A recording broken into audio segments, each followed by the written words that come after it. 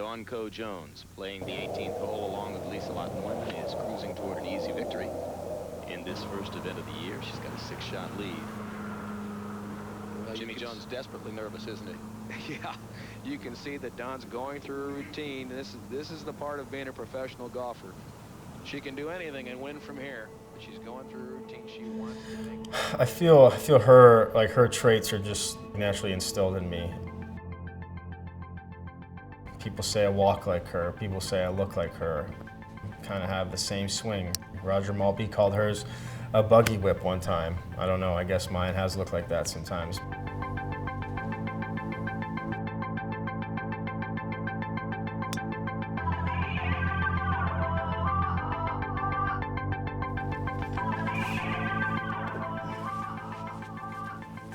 How am I looking? Pretty good? My name is Jimmy Jones, and I'm from Tampa, Florida. I got a little Canadian in my blood from my mom's side, and my dream is to make it on the PGA Tour.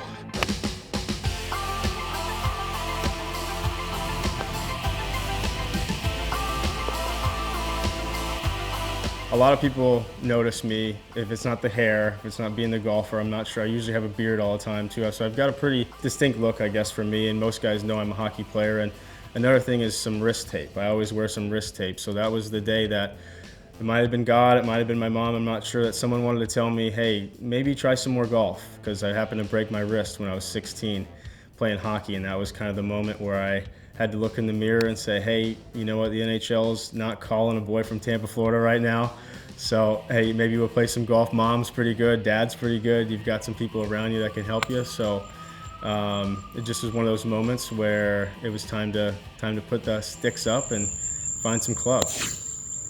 At an early age, hockey's obviously pretty brash. You're hitting slap shots, it's never you're hitting a chip slap shot or something like that. You're kind of hitting everything pretty hard. And you're getting taught from a young age to kind of be a little tough, and I guess my golf swing looked a little tough. It was a little quick, it was a little short, it was a little fast. It looked like a slap shot kind of, but I could hit it far for a young kid. I could get it out there about 300, probably at 15, 16, with a big old hook though.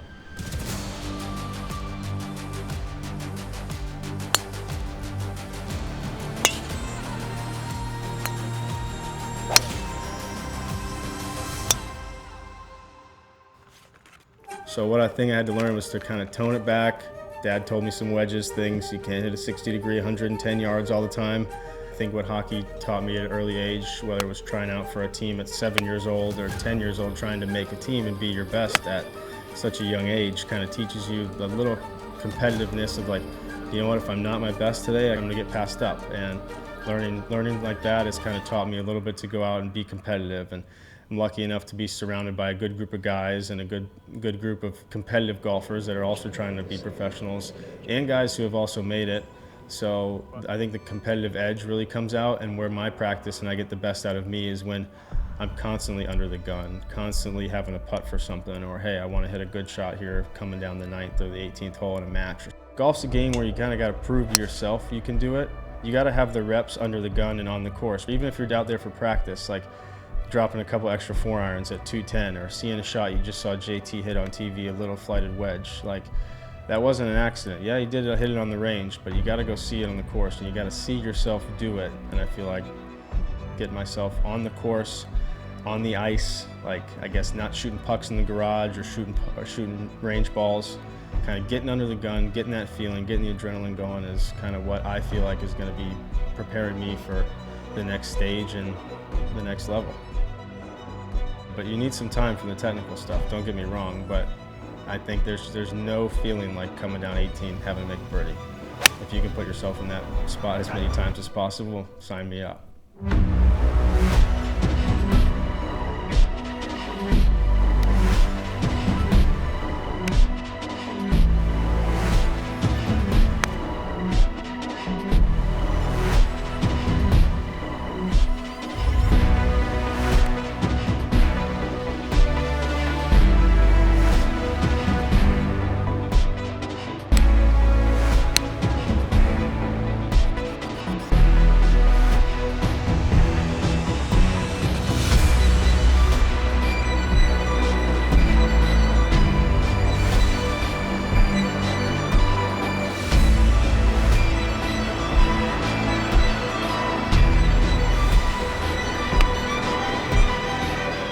I think I get the best out of me, and like to prepare myself for my end goal is to play a little more and kind of get those situations of whether it's a tournament. And I'll tell my boys, like, I'll skip the Monday qualifiers to go play a 2 or 3 day tournament just because I feel like if I go that tournament and I get some more reps in, I get a chance to win maybe. That's just another experience I have a chance to win for the next time when it matters for real. Hey, you know what, I just did this 3 weeks ago back in Sarasota, you know, and now I'm in Toronto. It's the same sport, it's the same thing. Now it's just for more.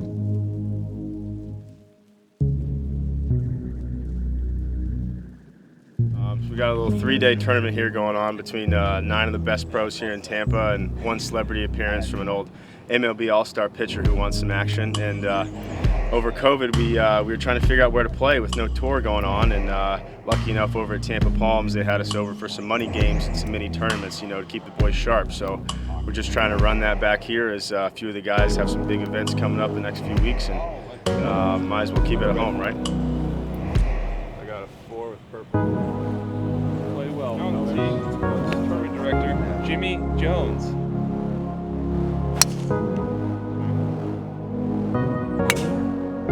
Yeah, go on.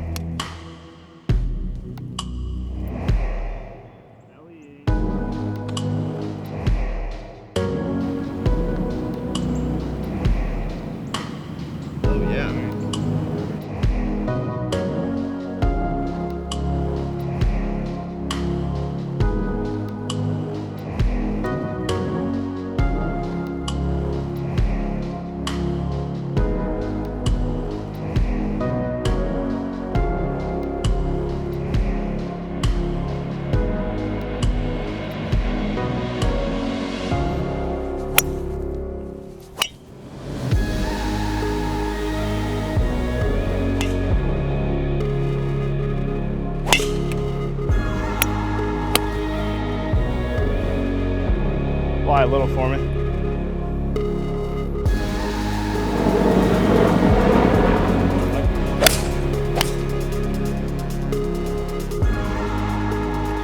Drinks.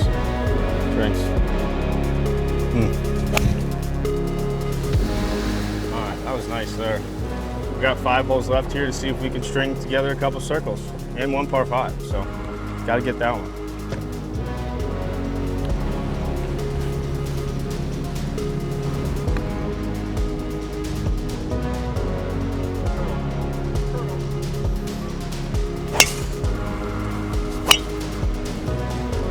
So in the water.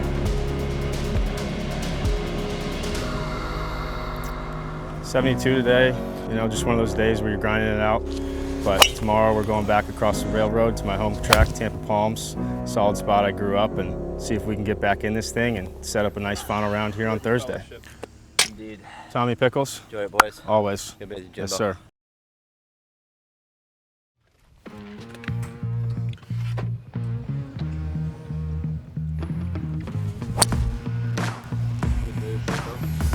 Thanks. Ready, fella?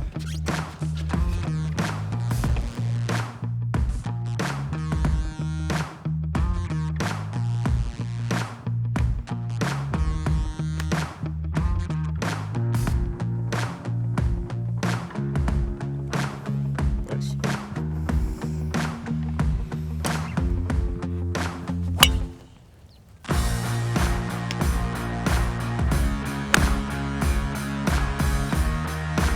Sit a little bit.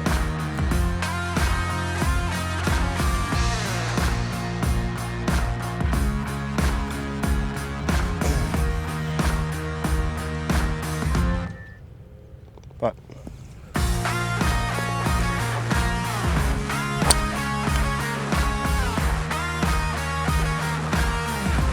Yeah, putt, Tommy.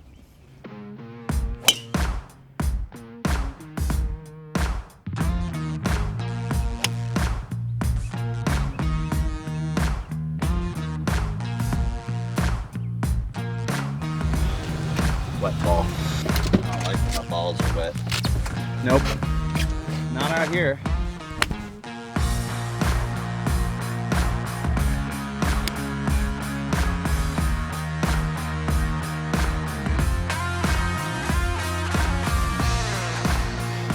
Right in the fucking middle.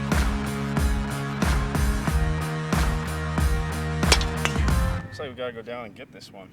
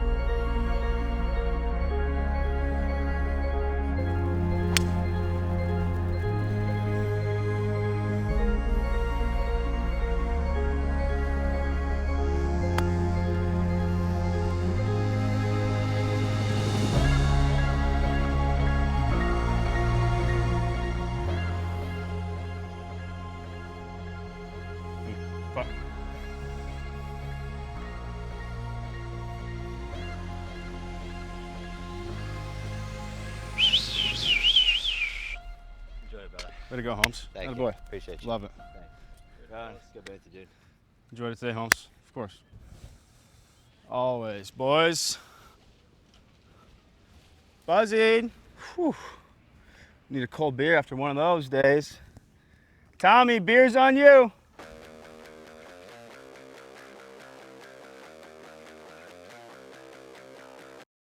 I divide golf up into like two things, I guess, when I'm playing. If you're playing 18 holes, you've got kind of serious golf, which are tournaments and like money games with the fellas, and then you've got fun golf. I love fun golf. Fun golf's when you have a couple drinks, get the music going. Usually play with old baseball buddies, hockey guys, just friends. You know, you're not looking for a score, you're not looking for a swing key, you're kind of just playing golf. They're just waiting for you.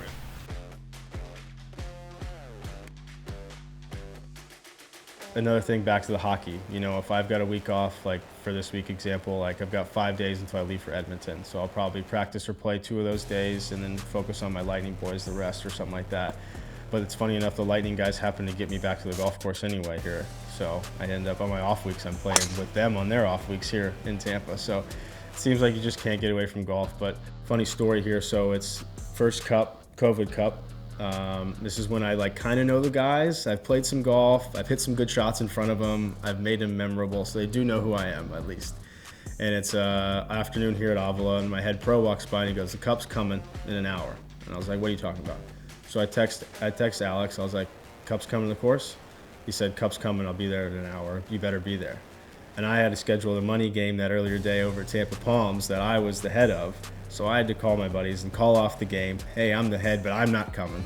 I can't pass this up, and none of you can come. Sorry." So I hear they're playing this 9-hole scramble out at Avila, and I kid you not, about an hour later, it rolls in 2 buses, and it's about, I think, 12 of the Lightning guys. They got the cup, and I end up playing a 9-hole scramble with the Young Bucks. End up getting a drink out of the cup here on number 8.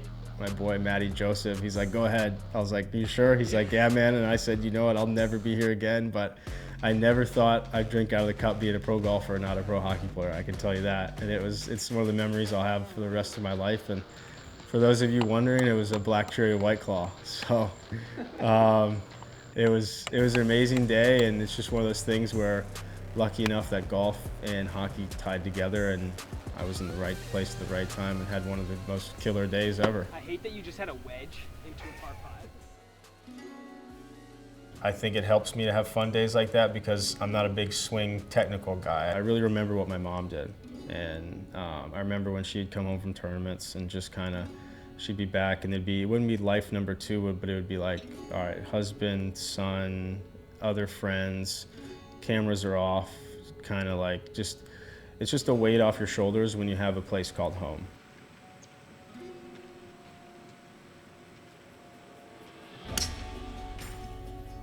So DCJ, I'm sure you guys have seen the bracelets. That's something my coach at the University of South Florida started when that was happening all in 2016. Dawn Coe Jones is my mom, my hero, one of the best people I've ever met. Canadian Golf Hall of Famer, ex-pro, hence where I get my Canadian blood, my hockey, my slap shot swing, all of that comes from her. She was a legend in the golf game, legend in the mom hockey community, back in the bags and all that. And it's just nice that we continue to carry it on, and I think everyone misses her. Legacy has to stem from where she's from in Lake Couch in British Columbia, which is a town of about 10,000. I mean, not a whole lot going on there, one rink. I could be high on the 10,000 too, but it's kind of a big deal for her to make it out of such a small town, and I think that had given future stars, whether it's hockey, golf, anything, to kind of, no matter where I'm coming from, I can make it to the top with some work. And there's actually 4 ladies who have made it to the LPGA Tour from that Vancouver island. So it's one of those classic stories, small town success.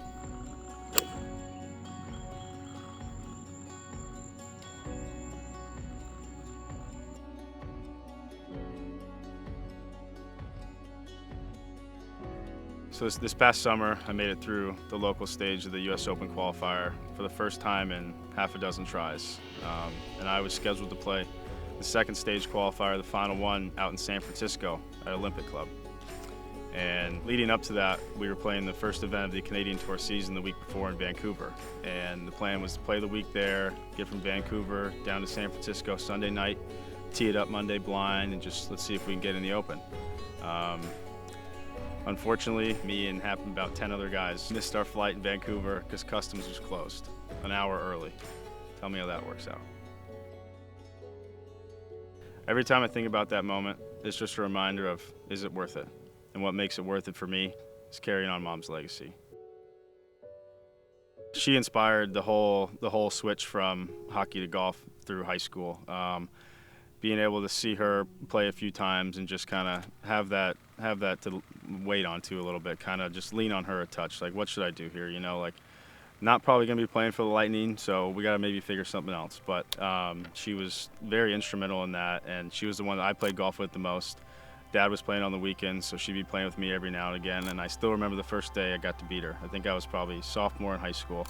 She's obviously playing the back tees with me and everything, so we're having a fun time. And it's just days like that I remember, and just how disciplined you got to be a professional golfer.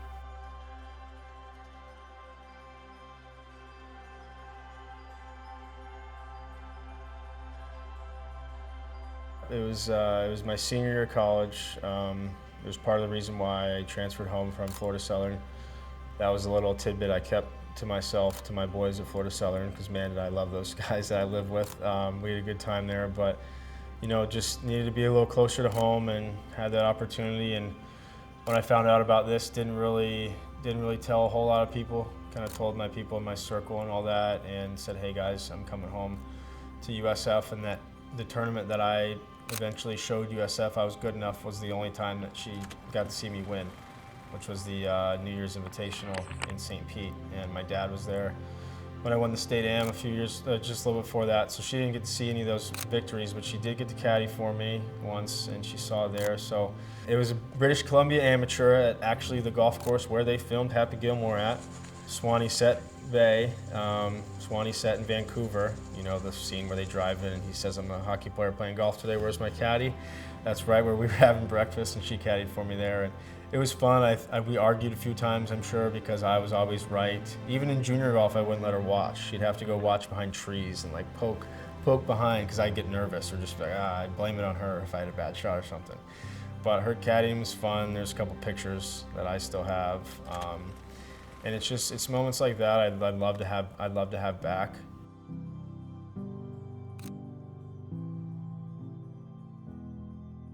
It's amazing those little moments that as soon as you bring up her name or we start talking about it, it's just the little flashbacks come back and it's like I'm there right now. There's not many things that I remember as vividly, but it's just the stories with her that I do. It seems like I tend to remember a little more details about those. Mom's the reason why I use the Canadian flag next to my name on the leaderboard, and it's something I'll have there for the rest of my career. I play like she's there with me the whole time, and had a moment last week where I was just kind of looking down the fairway, and my godmother was there, and my girlfriend was there, and a bunch of friends, and I honestly saw her there walking right next there with them. So it was just kind of those moments where being close to home or just anything. When I hear lightning, I think of her. When I hear golf, I think of her. And it was nice to be back there and see her friends again, and just know how big of an impact she's had in other people's lives, and not only my own. If I said, "Hey, Mom, I don't want to play anymore," she'd be like, "You know what? I love you. That's great. Let's go kick ass at something else, right?" And I think it just makes her smile even more, and she's even more proud that I happened to pick the road that she did. And I know that I see that from her people when I was just up in Canada.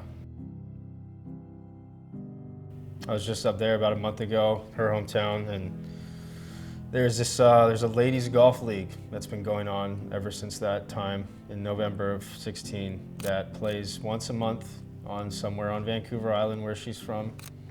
And it's called the Dawn Coe Jones Women's Golf Association. They just play a tournament once or twice a month. And it's something as small as that made me look at such a big picture and be like, I never heard about this.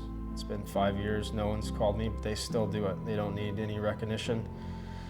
They don't need anyone to let them know that they're doing a good job. It's just a group of people that are held in the name still high, and it just makes me smile. It makes you so proud to be part of that, and it just it was very enlightening. Just there's people still out there that carry her name, that are playing these golf tournaments, that just are keeping the memory around.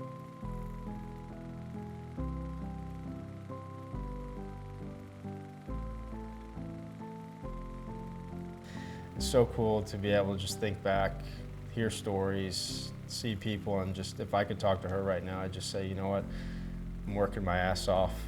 Me and Dad, we're just fine. We're all good. I love you so much, and I wish you were here to caddy for me one more time.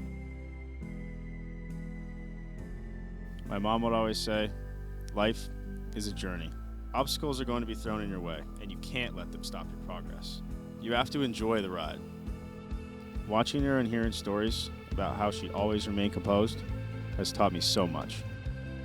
To go from Lake Cowichan, British Columbia, to the LPGA Tour really showed me you can turn nothing into something if you stay determined and be inspired. Emulating that in life and in golf is what I'm going to do. We all miss her, but if she was here today, she would tell me, it's your goal for a reason. Now go get it.